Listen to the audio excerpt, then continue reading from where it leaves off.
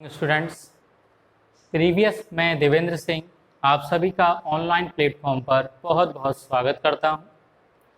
Previous lecture में हमने ये जाना था कंप्यूटर क्या होता है, कंप्यूटर की फुल फॉर्म क्या है, उसकी डेफिनेशन क्या है, उसका प्रोसेस क्या है और उसका आर्किटेक्चर क्या है।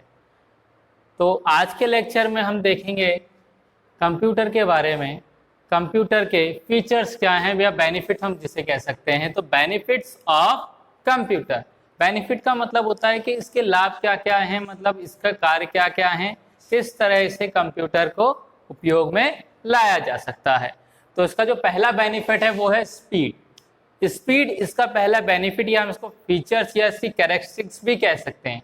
स्पीड जैसे आप नाम से जानते हैं, स्पीड का मतलब होता है गति। तो गति का मतलब है कि कंप्यूटर किसी भी कार्य को बहुत ही कम समय में कर सकता है। मतलब कोई भी आप काम कर लें, कोई भी कैलकुलेशन कर लें, वो बहुत ही कम समय में हो सकती है। इसमें लगभग सेकंड का भी छठा या नवा हिस्सा यूज करती है। मतलब एक सेकंड कितनी होती है, एक चुटकी बजाए तो एक सेकंड कंप्लीट हो जाता है, लेकिन उस सेकंड का भी नवा हिस्सा मतलब नैनो सेकंड जिसे हम कहते हैं, उस नैनो टाइम में वो कैलकुलेशन करता है। मतलब आपने अगर ए प्रेस किया है तो वो ए इतनी जल्दी आपको स्क्रीन पर दिखेगा तो आपको लगेगा कि हमने प्रेस किया और आ गया, लेकिन उसके अंदर कैलकुलेशन होती है बहुत सारी।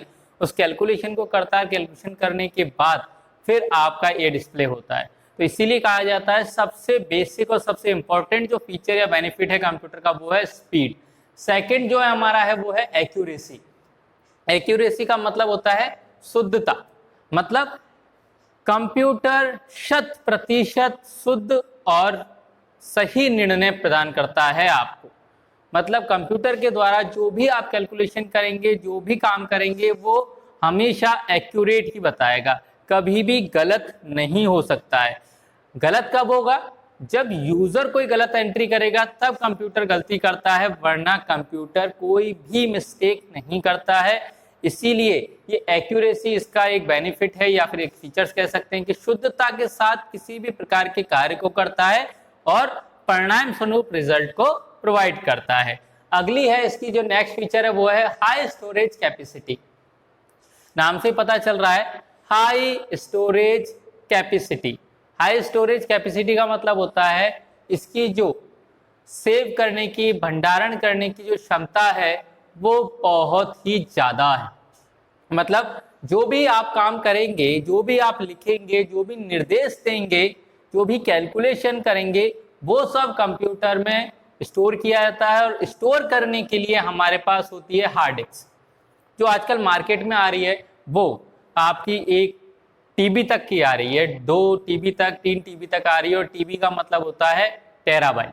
ये जो स्टोरेज कैपेसिटी है वो बाइट्स में चलती है। जैसे सबसे छोटी इकाई होती है इसकी बिट, ठीक है, और उसके बाद आती है बाइट। तो 8 बिट में होता है 1 बाइट, उसके बाद बाइट के बाद आता है किलोबाइट, फिर आता है मेगाबाइट, फिर आता है गीगाबाइट, और गीगाबाइट का आता है टेराबाइट, और टेराबाइट के बाद आजकल कुछ कंप्यूटर्स में, कुछ पीसी में पिकोबाइट भी आ गया है। मतलब टी के बाद एक और आ गया पी, जो आजकल यूज किया जा रहा है। तो ये इसकी कैपेसिटी है। जितनी ज्यादा इसकी कैपेसिटी होगी, जितनी ज्यादा हार्ड डिस्क की कैपेसिटी होगी, उतना ही डाटा हम इसको स्टोर कर सकते हैं। ठीक है, तो इसका बेनिफिट था एक। नेक्स्ट है वर्सिलिटी। वर्सिलिटी का मतलब होता है विविधता। विविधता का मतलब है यहाँ पर कि कंप्यूटर में एक साथ बहुत सारे कार्य किए जा सकते हैं। बहुत सारे इसकी फैसिलिटी है, प्रोवाइड करता है, जिससे हम एक साथ कुछ भी कार्य कर सकते हैं और उसमें कैलकुलेशन भी कर सकते हैं। जैसे अर्थमेटिक है, लॉजिकल है, ठीक है, इसमें स्टोर भी कर सकते हैं, इसमें सॉन्ग भी सुन सकते हैं, इसमें गेम्स भी खेल सकते हैं। तो ये बहुत सारे कार्यों को एक साथ परफॉर्म करता है। नेक्स्ट इसका जो है वो है रिलायबल। कंप्यूटर विश्वसनीय है। विश्वसनीय क्यों बोला गया है कंप्यूटर को, क्योंकि आपने अभी देखा इसकी जो एक फीचर था एक्यूरेसी, ठीक है। तो मतलब ये जब शुद्ध प्रतिशत रिजल्ट देगा, 100% रिजल्ट देता है, परिणाम देता है, इसलिए इसको रिलायबल बोला गया है, विश्वसनीय बोला गया है। क्यों बोला गया है, क्योंकि कंप्यूटर अपना कोई भी आईक्यू नहीं लगाता है, अपना कोई भी दिमाग नहीं लगाता है। ये जो भी यूजर देता है निर्देश, उस निर्देशों के अनुसार कार्य करता है। ठीक है, इसीलिए इसको बोला गया है रिलायबल, भरोसेमंद, विश्वसनीय, क्योंकि जो भी काम बोला जाता है उस काम को ये क्या करता है, बहुत ही ज्यादा ईमानदारी से करता है।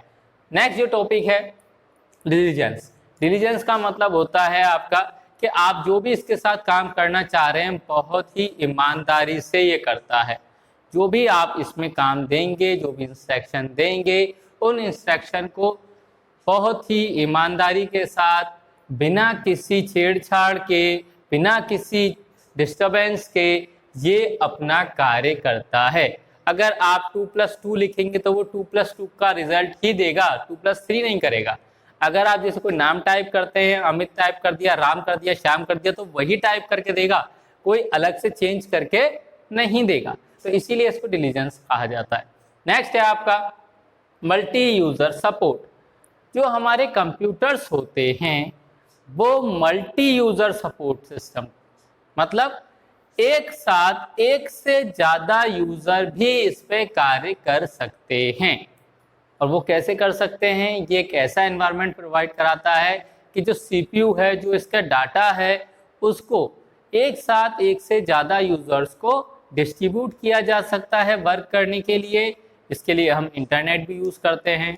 जैसे आपने देखा होगा इंटरनेट पर आप क्या है कि एक साथ अलग अलग पीसीओ से रिक्वेस्ट आती है। मान लीजिए सब ने एक ही, अब 4 या 5 यूज़र्स बैठे हैं, इन्होंने सब ने एक ही चीज़ डाला, जैसे टाइम टेबल आएगा हमारा बीए का, ठीक है, तो एक साथ कितने स्टूडेंट्स टाइम टेबल को शो कर रहे हैं, तो वो एक साथ इन सभी स्टूडेंट को टाइम टेबल शो कराएगा। तो क्या हो गया, एक से ज़्यादा यूज़र हो गए। तो इसीलिए ये क्या करता है, multi user support provide environment provide कराता है हमारा कंप्यूटर।